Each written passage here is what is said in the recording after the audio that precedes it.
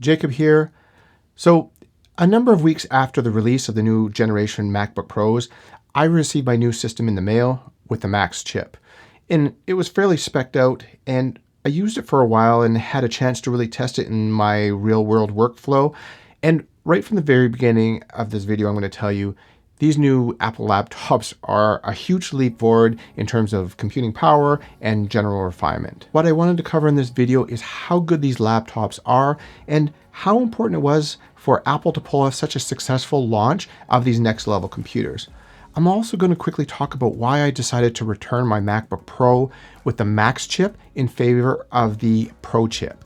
And I also have some comments about the different configurations because I'm sure a lot of you watching this video are likely thinking about buying one of these new machines. Let's start off by saying these are next level laptops. And I have to explain the thumbnail as it relates to these new computers. Many years ago, I was in a computer store called NCIX. And I don't know if any of you know of this store, but they're no longer around. I'm in Canada, and it was a big store in Canada. They went bankrupt a number of years ago. That big tech YouTuber, Linus Tech Tips, he used to work there. This guy.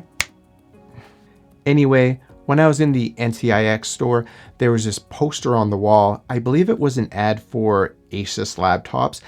And I thought it was really smart. There was this laptop with a beautiful samurai sword piercing through it, and the title read, "Your Modern Day Sword." In its day, the samurai sword was so difficult to make. It contained unbelievable technology, was a work of art, and it was something that you relied on to go into battle and win. And that's exactly what these new MacBook Pros are. They're really that good. They deserve that status, being compared to a beautiful samurai sword. The new processors are amazingly powerful, and the laptops themselves are designed well. And I said I wasn't going to talk about features, but I need to mention a couple of my favorites. So first, the more I use my MacBook Pro 14-inch, I fall in love with the mini LED display. It's like having a laptop with an OLED panel. It's so good.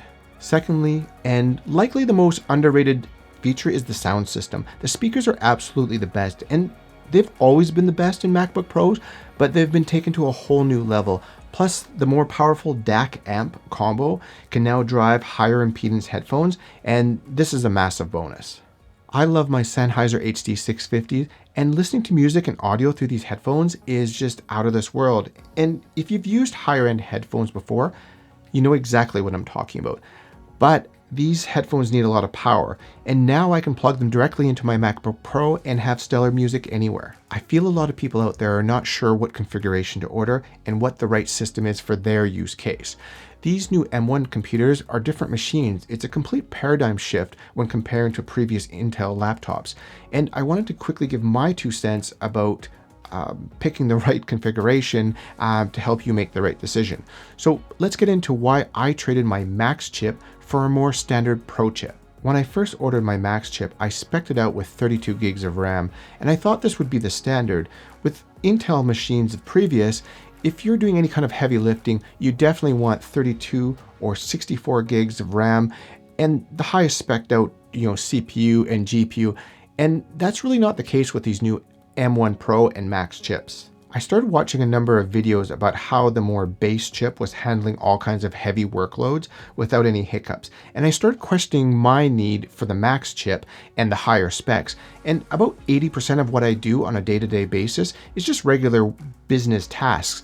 And I do some photography, some video editing on the side, and I use programs like Final Cut, Lightroom, Photoshop, and I multitask a lot. But am I really a power user? Maybe, kind of. And would the Pro chip be strong enough? Well, I wanted to find out, so I returned the Max in favor of the Pro chip, and I didn't go for the full base model. Mine is the 10-core CPU and 16-core GPU with a 2TB SSD. So the verdict, I have no issues editing 4K footage and running more intensive programs. So I saved about $1,000 going with the Pro over the Max, and I did reduce my RAM from 32 gigs to the 16 gigs, but that's a significant amount of money, and that leaves room in my budget to upgrade other tech in my life. So my 2 cents, if you're not working with super dense photo files or 6 or 8K footage throughout the day and on a daily basis, I think the Pro chip is powerful enough. So I feel for most people, even the base model is probably sufficient, but bumping up to the model that I ended up purchasing, the one with 10-core CPU and 16-core GPU. I think that is probably a good middle ground for most people out there. And one of the first things that I would personally upgrade is my drive space, just to ensure that you're going to have enough space to handle all the files you're going to be working with into the future. And talk about future proofing, going from 16 to 32 gigs is also maybe a good idea, because those are 2 things that you can't upgrade later. And if you are a true power user and money's no object, then heck, go all out and buy the Macs. I wanted to share some of my thoughts about the launch of these new laptops. And when Apple announced that they're going to be ditching Intel and making their own computer chips, that was a huge risk, but they did it, and it was a huge success for them. Apple really needed this success. I feel in prior years, many power users were starting to switch to PC laptops and desktops. What was offered in terms of raw power and the price was becoming quite compelling, and Apple seemed to be lagging behind. Once people start leaving the Apple ecosystem, they stop buying complementary devices as well. For myself, as an example, before Apple started changing their direction, I made my desktop PC my main machine. Although I did still have my MacBook as a secondary device, and I'd use it especially when I was on the go. Once my main machine was no longer Apple, I switched to an Android phone as well, because I actually prefer the Android operating system, but I'm okay with the iPhone for the convenience of the ecosystem. So I feel the launch of these new MacBook Pros really turned things around for Apple. People are excited about their products again and have confidence in the direction Apple is going. And that goes for myself as well.